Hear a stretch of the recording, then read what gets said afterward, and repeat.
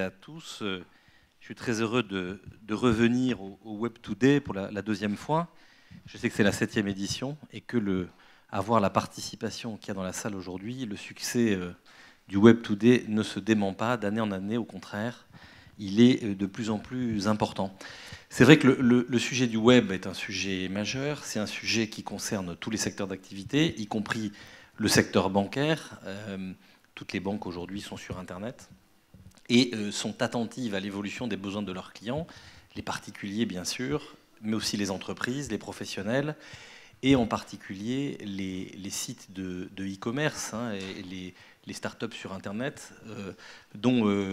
pour les développements desquels nous sommes très attentifs à l'évolution de leurs besoins, et puis attentifs à finalement la façon dont les secteurs dans lesquels ils sont engagés les uns les autres, et en particulier les e-commerçants, la façon dont ils évoluent. Nicolas, alors peut-être je vous confie la salle, je m'absente 10 minutes. D'accord. Pas de problème. Je sais pas. Et donc, c'est vrai qu'on est aujourd'hui avec les banques populaires et caisses d'épargne, en particulier la Banque Populaire Atlantique, qui est partenaire du Web Today aujourd'hui, qui est une grande banque régionale innovante. On teste, on lance des initiatives, on écoute et on essaie d'être le plus proche de ces phénomènes qui se développent aujourd'hui sur Internet. Vous savez que la Banque Populaire Atlantique est assez dynamique. Elle a lancé une plateforme de financement participatif sur Internet récemment, financement participatif en capital, qui s'appelle Proximea. Et donc, en matière d'innovation, c'est vrai qu'on essaie d'être au plus proche des préoccupations de nos clients, de leurs besoins, et de coller à ces phénomènes. Alors, pour rentrer dans le vif du sujet, le sujet que j'ai choisi de vous présenter aujourd'hui, de vous commenter, c'est celui du social commerce.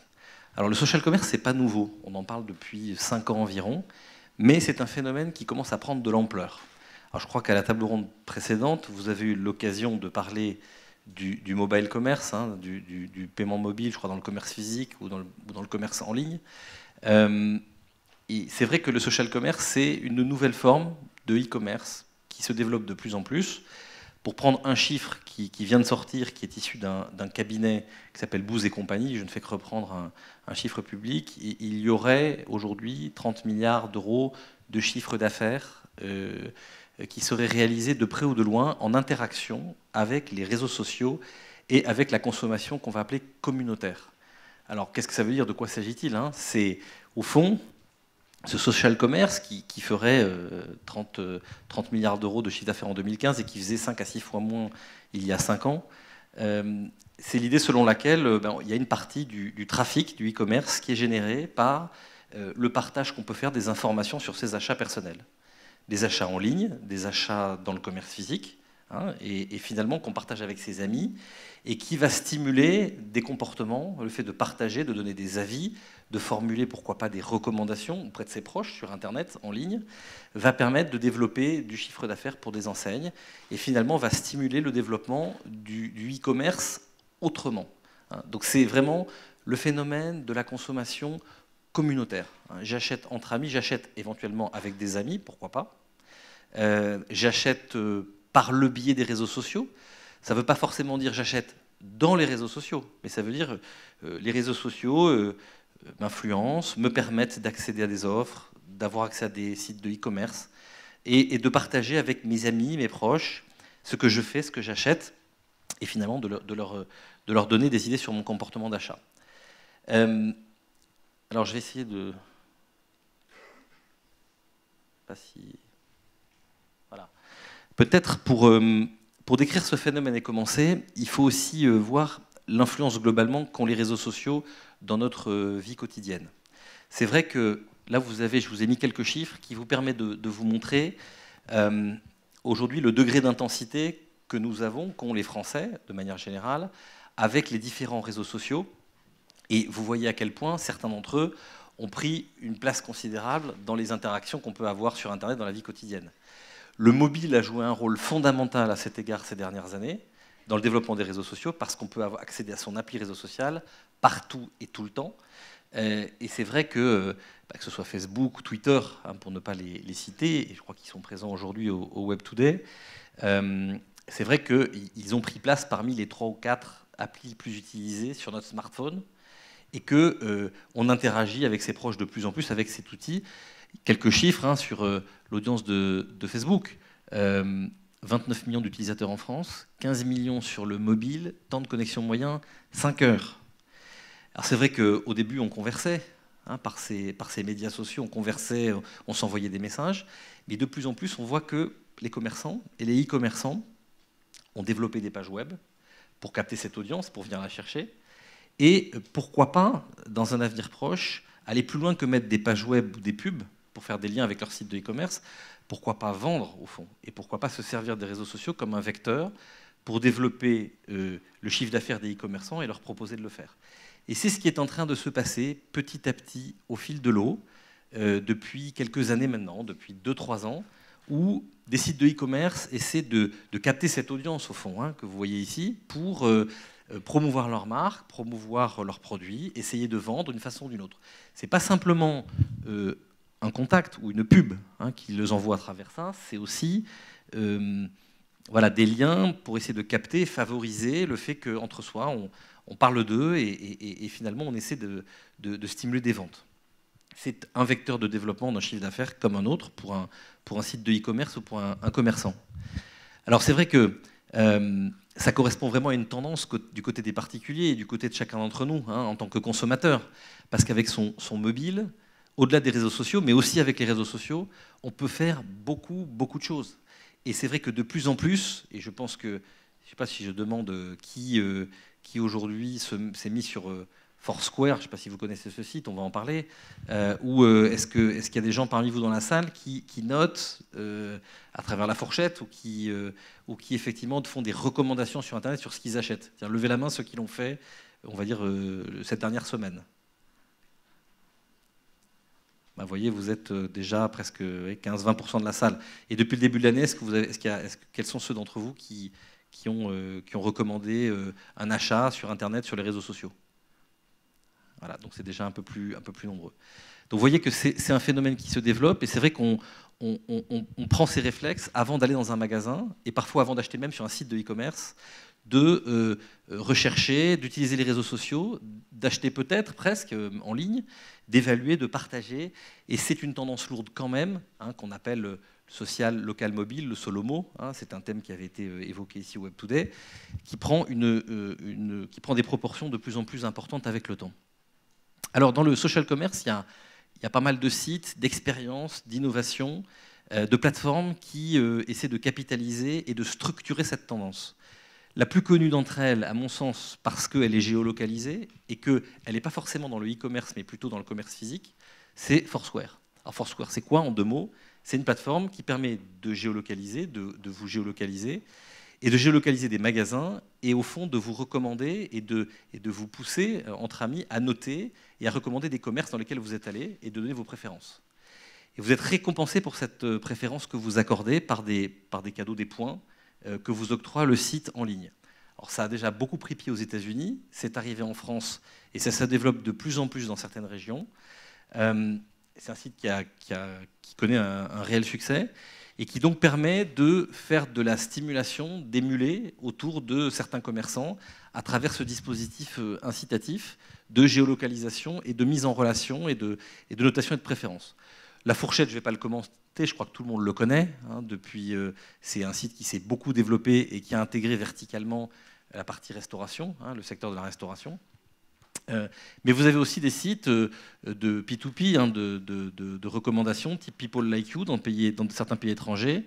Et puis vous avez une autre initiative aux États-Unis, Chirpify, qui permet carrément d'aller plus loin et de basculer au-delà de la recommandation, de la préférence et de l'aspect social de communication sur le commerce, de mettre en valeur des marques et carrément de leur proposer de faire des transactions dans le cadre des réseaux sociaux.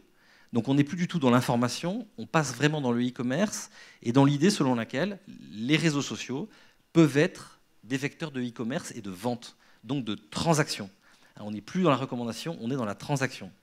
Et ça, c'est un phénomène qui est naissant.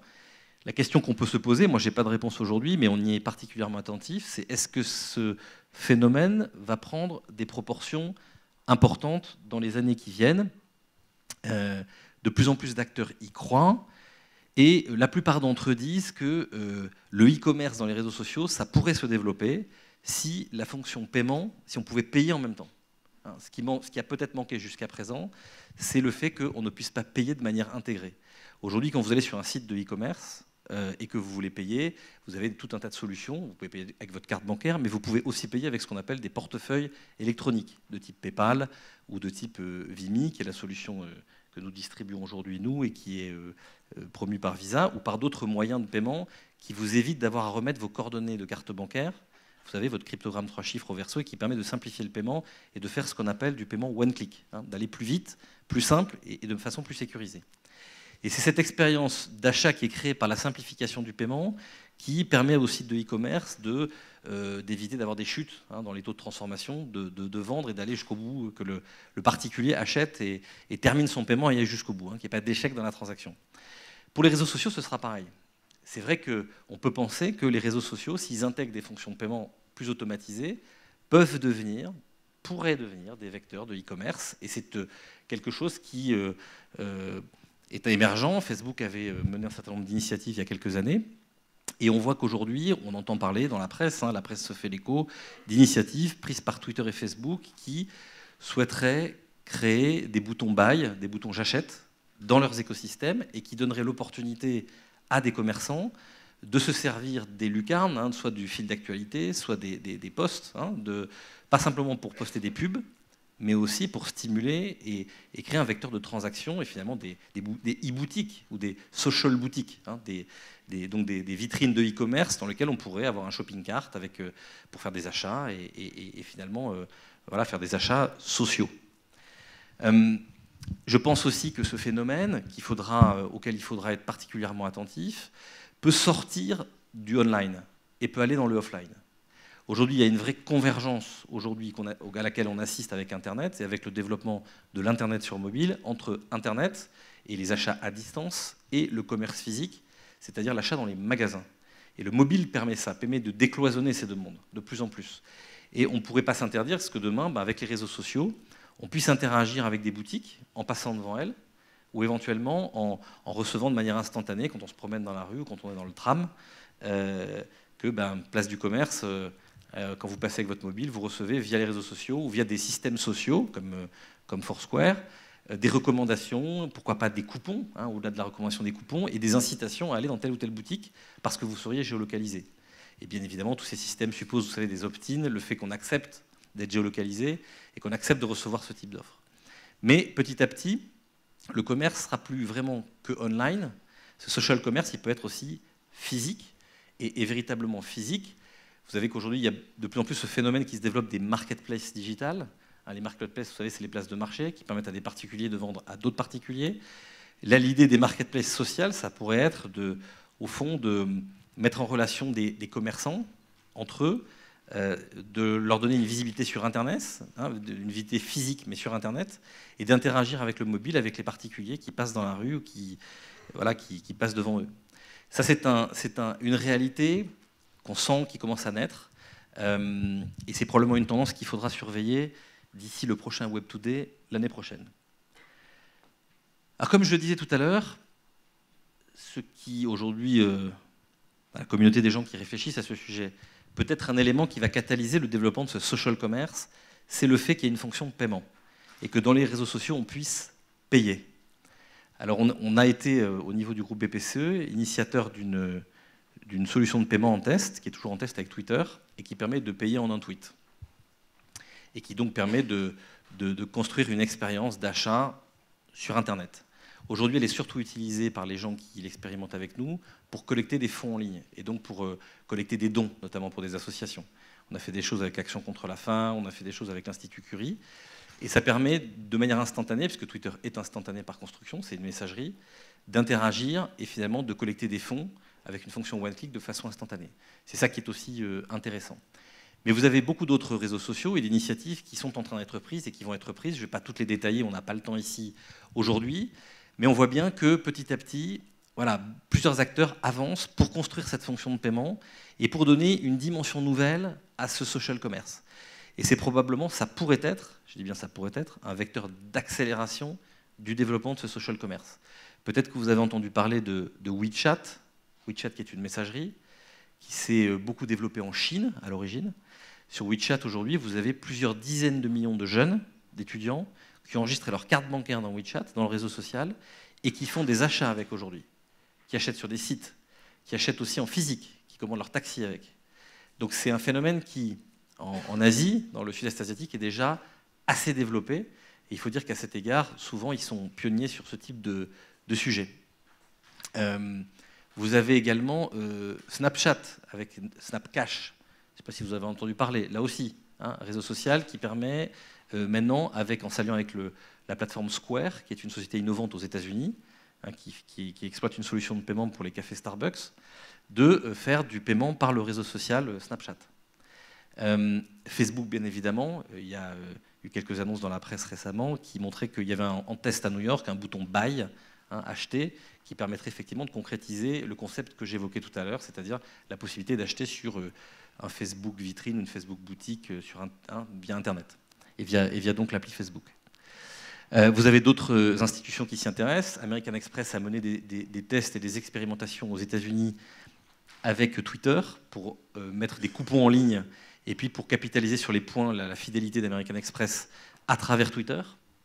Et puis vous avez, je parlais de notre initiative tout à l'heure, y compris Visa, qui a proposé un partenariat pour faire du transfert d'argent sur Internet à cet égard. Donc c'est vrai que je pense que pour que ce social commerce se développe, la fonction paiement sera assez indispensable et en tout cas, elle peut servir de catalyseur. Bien sûr, aujourd'hui, on est vraiment aux prémices de ce phénomène, mais il ne faut pas exclure que les achats communautaires, c'est une tendance lourde, et que fondamentalement, ce type de solution pourrait permettre de le développer. Voilà ce que je voulais vous dire en 15-20 minutes. Je crois que j'ai 10 minutes encore, pour répondre à vos questions et pour interagir avec vous sur ce sujet. Voilà, on peut passer le micro. Si quelqu'un dans la salle, encore une fois, du Web Today peut m'aider. Voilà, vous pouvez lever la main. Ah, monsieur. Oui, justement, il faudrait venir prendre le micro, s'il vous plaît. C'est très gentil. Merci beaucoup.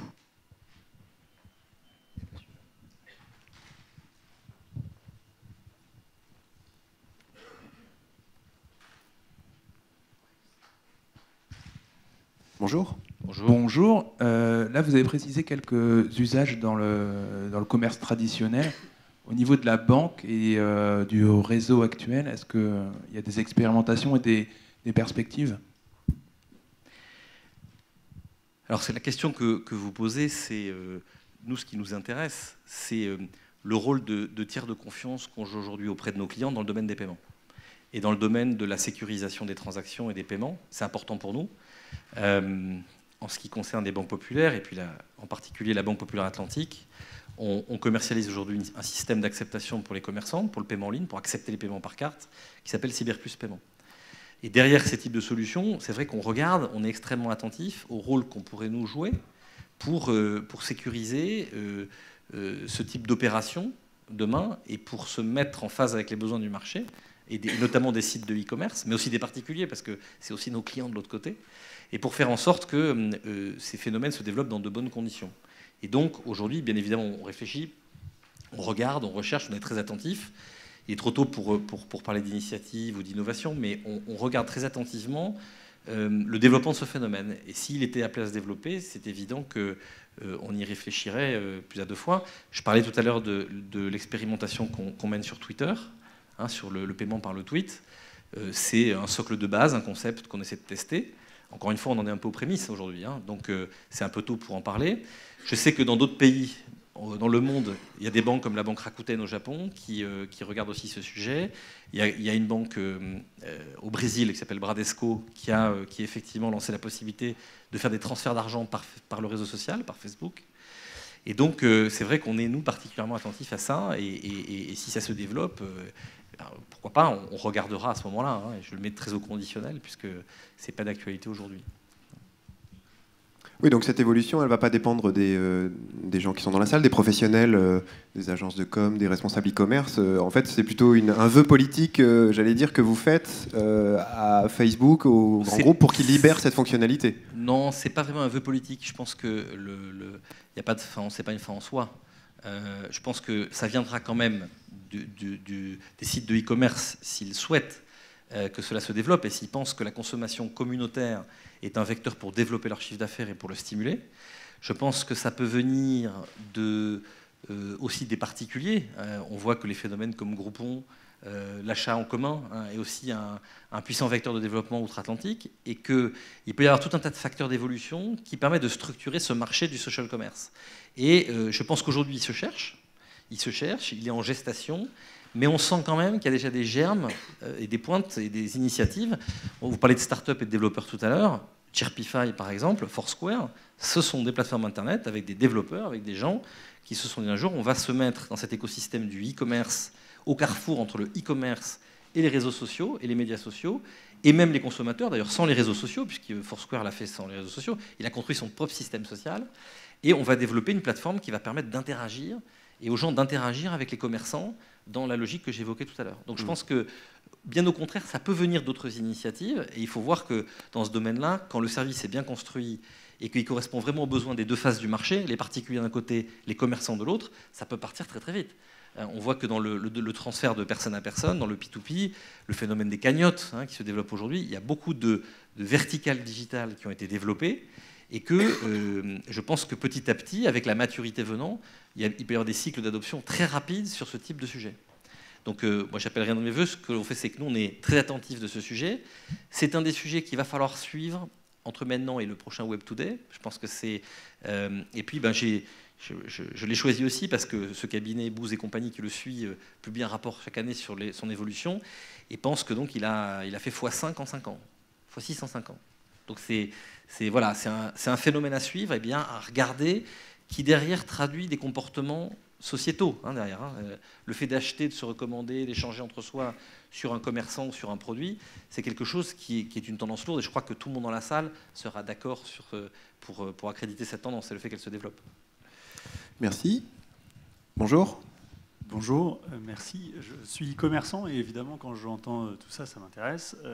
Il y a quand même un phénomène de fond aussi qui est en nette augmentation, c'est tout ce qui est fraude sur Internet, sur les paiements. Donc nous, e-commerçants, on est tentés à faciliter l'acte d'achat, mais derrière, on s'aperçoit qu'il y a une dramatique augmentation des fraudes et des usurpations d'identité. Comment cette notion-là est intégrée dans cette réflexion ? Aujourd'hui, j'imagine quand vous parlez de fraude, vous parlez de fraude au paiement par carte et au paiement par carte en ligne. Bon. Aujourd'hui, en France, on a la chance d'avoir un GIE, le GIE carte bancaire, qui a été créé il y a une trentaine d'années par les banques françaises et dont nous sommes partie prenante. Donc un GIE, un groupement d'intérêt économique, groupement d'intérêt économique qui a investi dans une technologie, qui est cette technologie dite EMV, Chip and Pin, qui permet de sécuriser le paiement en tant que tel. Bon, cette technologie, elle est parmi les plus sécurisées au monde, au point que d'ailleurs les États-Unis ont décidé de migrer à ce standard il y a quelques mois. Et donc toutes les banques américaines et les opérateurs Visa et Mastercard sont en train d'y migrer. C'est pas le 3D Secure, ça Pas du tout. Non, c'est le système de paiement par carte en tant que tel. Mais c'est très important parce que c'est ça qui est de la clé de voûte aujourd'hui de la sécurité sur les paiements par carte en ligne. Alors vous avez un observatoire qui suit chaque année, public, qui dépend du ministère des Finances, qui suit effectivement la trajectoire d'évolution de la fraude et qui montre, j'y vais vite sur les tendances, que d'abord on est un des pays les plus sécurisés au monde dans ce domaine, mais que effectivement la fraude est plus concentrée sur le e-commerce que sur le commerce physique, dans lequel les taux de fraude sont extrêmement faibles. Aujourd'hui, pour la faire courte, la fraude sur Internet, elle est essentiellement liée à la fraude du code virtuel qui est au dos de la carte, ce qu'on appelle le CVV. Vous savez, les 3 petits chiffres qu'il faut mettre parfois quand on n'a pas, sur les sites Internet qui ne sont pas forcément 3D Secure, pour s'authentifier et montrer que c'est bien, on est bien possesseur de la carte et que voilà, c'est pas fraudé. En tout cas que c'est bien soi. Voilà, c'est l'authentification forte telle qu'elle existe aujourd'hui. Et donc, la fraude au CVV, on essaie de lutter contre, effectivement d'investir pour de plus en plus essayer de l'enrayer. Et donc les banques font énormément d'efforts, et c'est notre cas, c'est le cas de la Banque Populaire, c'est le cas des caisses d'épargne, pour déployer un arsenal, parce qu'il n'y a pas qu'une seule solution miracle, hein, c'est plusieurs types de solutions, c'est des filtres antifraude, c'est un sujet qui est extrêmement technique, donc je ne le développerai pas ici, mais il y a énormément d'efforts et d'investissements qui sont consacrés pour l'améliorer. Et donc nous, précisément, dans ce domaine, et je pense que votre question est bienvenue hein, par rapport au sujet que j'évoque aujourd'hui, c'est que si cela se développe, et si les données cartes sont amenées à circuler sur Internet, sur les réseaux sociaux, nous, notre préoccupation, c'est précisément que ces moyens de paiement qu'on a mis à disposition de nos clients, notamment les cartes, et vis-à-vis aussi des commerçants, hein, dont on a la confiance aujourd'hui, soient le plus sécurisés possible, et donc de prévenir ce type de situation. Donc c'est un peu par anticipation hein, et par réflexion sur l'innovation en matière de fraude et de sécurité qu'on intègre ce type de problématique et qu'on le suit très attentivement pour veiller à effectivement éviter que ça suscite l'accroissement de la fraude. Donc c'est aussi pour ça qu'on se positionne sur les portefeuilles électroniques avec Vimi, avec Visa. C'est pour ça qu'on essaie on pousse aussi une solution qui s'appelle S-Money, hein, qui est un porte-monnaie électronique sur téléphone mobile qui est aujourd'hui utilisé pour certains cas d'usage particuliers et qui a été notamment expérimenté ici à Nantes. Et donc on a vraiment la volonté d'intégrer ça hein, au cœur de nos préoccupations, vous l'avez compris. Après, quand on est sur les réseaux sociaux, on est dans Internet. Donc on est sur Internet. Donc c'est un peu un sujet qui coïncide avec le premier. Merci beaucoup Nicolas.